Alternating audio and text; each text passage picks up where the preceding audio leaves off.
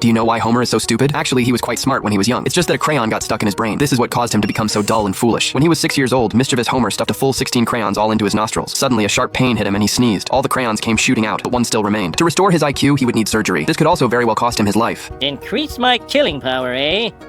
Let's do it. A few days ago, the Simpson family went to a comic convention. Homer was very interested in animation production. He couldn't wait to get on stage and volunteer. After putting on the special suit, whatever movements he made, the dog on the screen would follow. The big white dog perfectly replicated Homer's actions. Even the expressions were imitated vividly. After the performance, Homer went to the bathroom. Yeah. Urinal cake eroding! God! Homer immediately realized the potential of this equipment. He ran to the bank wanting to withdraw all his savings to invest, but he was told he needed Marge's signature. Homer had a sudden realization. Then he walked behind some plants and started his performance. Hello, Marge. Hi, homie. Sign this, please. You're the boss. Daddy, ask the man for some candy. No candy for you. And at least get some candy for yourself.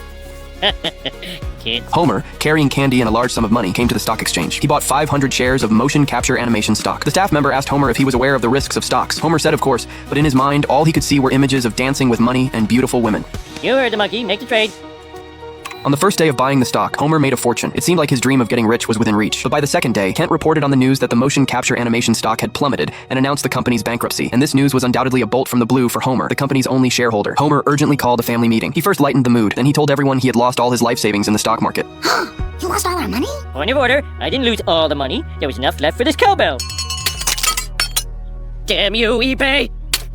That night, Homer tossed and turned, unable to sleep. He actually came up with the terrible idea of surrogacy to solve the family's financial crisis. Marge was very angry and immediately refused him. Homer was so dejected that even beer couldn't lift his spirits. It was here that Barney recommended a money-making scheme to him. Homer was a bit worried. Barney said there would indeed be some side effects. Those is? Ow, not so loud! At the hospital, a woman sprayed some perfume on Homer. Homer immediately felt extremely uncomfortable. The diet pills worked surprisingly well. A whole table of food was placed in front of Homer, but he had no desire to eat. Homer, you really have no desire to eat that food? Food? I'm blind! Who's gonna buy a pill that makes you blind? We'll let marketing worry about that.